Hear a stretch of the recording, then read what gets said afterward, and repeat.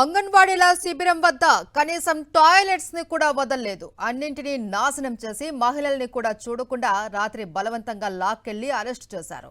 Coverage చేస్తూ ఉన్న media కెమెరాలు సైతం లాక్కున్నారు పోలీసులు. వీడియో తీయడానికి వీల్లేదు అంటూ మీడియాపై ఆంక్షలు పెట్టారు. ప్రభుత్వం పోలీసుల తీరుపై అంగన్వాడీలు తీవ్ర స్థాయిలో మండిపడుతూ ఉన్నారు.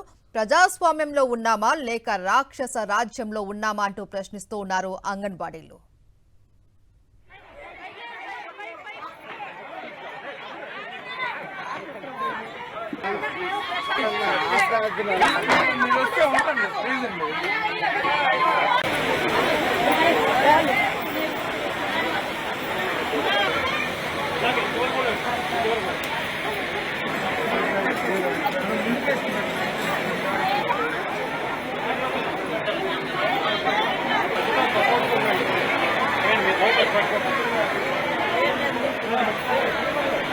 విజయవాడలో అంగన్వాడీల శిబిరం నుంచి మరింత సమాచారం మా ప్రతినిధి సురేంద్ర అందిస్తారు. శాంతియుతంగా తమ డిమాండ్లు పరిష్కరించాలని అంగన్వాడీలు చేస్తున్న ఆందోళనలపై పోలీసులు ఉక్కుపాదం మోపారు. తెల్లవారుజామున అంగన్వాడీలు నిద్రలో ఉన్న సమయంలో ఒక్కసారిగా మెడుపుదాడి చేసి అందరినీ కూడా అరెస్ట్ చేసిన పరిస్థితి కనిపించింది. మనం నా వెనకాల చూస్తున్నాం. మొత్తం ఇక్కడ అంతా కూడా నిన్నటి నుంచి కూడా చలో విజయవాడకు వచ్చిన అంగన్వాడీలు ఇక్కడ ఆందోళన చేస్తున్నారు. ప్రభుత్వం చర్చలకు పిలవకపోవడంతో వీళ్ళంతా కూడా ఇక్కడే ఉన్న పరిస్థితి. ఖచ్చితంగా తాడో పేడో తేల్చుకొని వాళ్ళంతా కూడా ఇళ్ళకి వెళ్తామంటూ చెప్పారు. రాత్రి అంతా కూడా ఇక్కడే బస చేసిన పరిస్థితి, ఇక్కడే రాత్రి అంతా కూడా ఇక్కడ పడుకున్న పరిస్థితి కనిపిస్తుంది. అయితే తెల్లవారుజామున 5 గంటల ప్రాంతంలో ఒక్కసారిగా పోలీసులు మెరుపుదాడి చేశారు. పడుకున్న వాళ్ళని పడుకున్నట్టు అరెస్ట్ చేసుకుంటూ వెళ్ళిన పరిస్థితి. పూర్తిగా ఉదయాన్నే ఫస్ట్ లైట్లు ఆపారు. తర్వాత రెండు వైపుల నుంచి మనం చూస్తున్న ఏదైతే రోడ్డు ఉందో ఈ రోడ్డుకి అటువైపు ఇటువైపు నుంచి ఒక్కసారిగా మోహరించిన పోలీసులు అంగన్వాడీలను చుట్టుముట్టిన పరిస్థితి. ఏం జరుగుతుందో తెలిసే లోపే వాళ్ళందరినీ కూడా వాహనాలు ఎక్కించిన పరిస్థితి కూడా కనిపిస్తుంది. మనం చూస్తే టెంట్ల కింద ఇక్కడ ఉన్న టెంట్ల కింద వాళ్ళంతా పడుకున్నారు. టెంట్ల కింద ఏముందో కూడా తెలియని పరిస్థితి. వాళ్ళు తెచ్చుకున్న సామాన్లు ఉన్నాయి, చెప్పులు వదిలేసిన పరిస్థితి, కొంతమంది సెల్ ఫోన్లు ఉండిపోయిన పరిస్థితి. వాళ్ళు పడుకోవడానికి వేసుకున్న బెడ్షీట్లు కూడా కనీసం వాళ్ళు తీసుకోలేని పరిస్థితుల్లో ఇక్కడ ఉందని చెప్పాలి. మొత్తం అంగన్వాడీకి సంబంధించి వచ్చిన వాళ్ళంతా కూడా ఇక్కడ ఉన్న పరిస్థితి. మొత్తం ఇక్కడ ఉన్న జెండాలు కానీ ఇవన్నీ కూడా వాళ్ళు ఆందోళన చేస్తున్నారు. ఇవన్నీ ఎక్కడ కూడా చంద్రవందరగా పడిన పరిస్థితి కూడా మనం చూస్తున్నామనే చెప్పాలి. వాళ్ళు న్యాయమైన డిమాండ్స్ అంగీకరించారు. నిన్న ప్రభుత్వం చర్చలు పిలుస్తుందని వాళ్ళు భావించినప్పటికీ ప్రభుత్వం చర్చలకు పిల్లలేదు.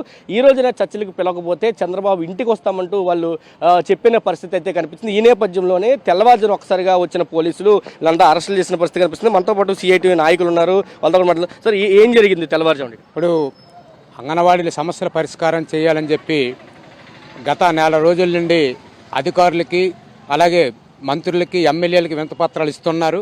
తప్పని పరిస్థితుల్లో బడ్జెట్ సమావేశాలు జరుగుతున్నాయి.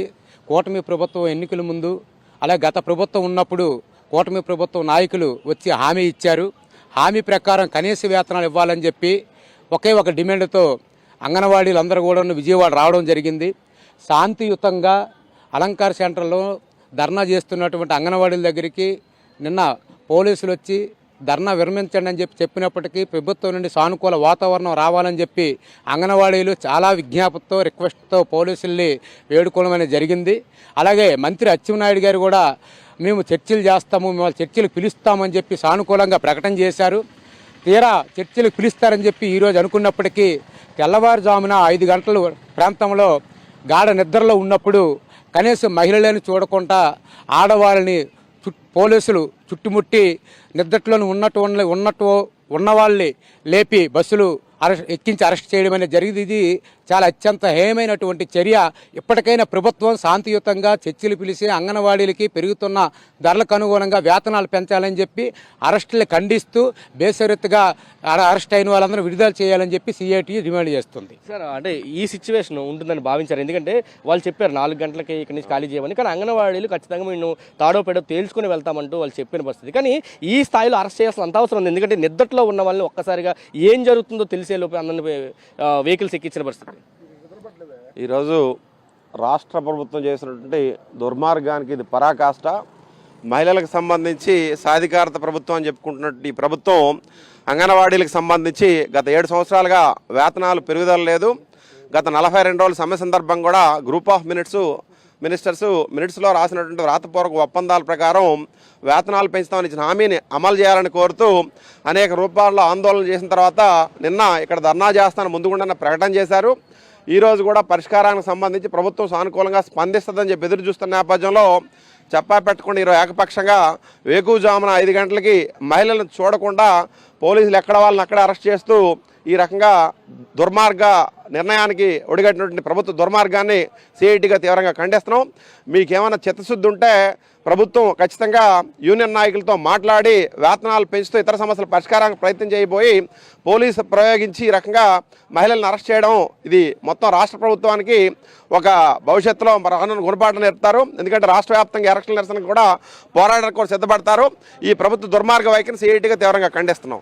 అరెస్టులతోటి ఉద్యమాన్ని ఆపలేరు. ఖచ్చితంగా తమ ఆందోళనలు అయితే కొనసాగిస్తాము, తమ పోరాటాన్ని కొనసాగిస్తాము. ఎన్నికలకు ముందు ప్రభుత్వం ఏదైతే హామీ ఇచ్చిందో హామీని అమలు చేయాలి, వేతనాల పెంపుని అమలు చేయాలంటూ వాళ్ళు డిమాండ్ చేస్తున్నారు. లేకపోతే ఖచ్చితంగా తాడోపేడలు తేల్చుకోవడానికి కూడా తాము సిద్ధంగా ఉన్నామంటూ అంగన్వాడీలు అయితే ఎప్పటికే చెబుతున్న పరిస్థితి అయితే మనకి కనిపిస్తుందనే చెప్పాలి. కెమెరా పర్సన్ సంతోష్తో కలిసి సురేంద్ర, సాక్షి టీవీ, విజయవాడ.